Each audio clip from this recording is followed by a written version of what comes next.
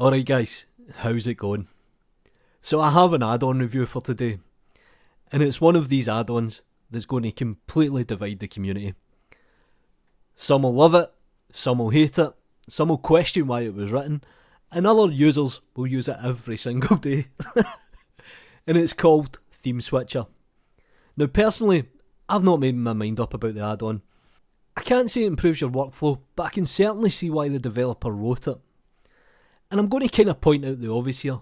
9 times out of 10, a developer writes an add-on for themselves. It's just an added bonus. They release it for free.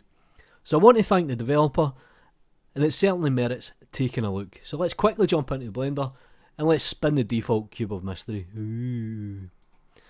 Now if I come to the View tab, you'll see underneath I have Theme, and I can quickly change between Blender themes.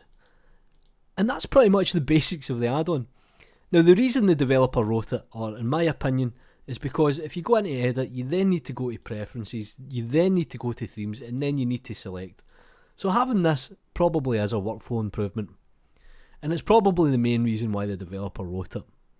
But it also gives me a good excuse to take a look at Blender themes. And you're probably going to ask, where did I download these? Well, the developer was kind enough to link to the forum, and it's called for content themes, and this is on the devtalk.blender. And there's a whole bunch of themes here. Some are really good, some are pretty hideous. This one's really nice, so I'm actually going to download it.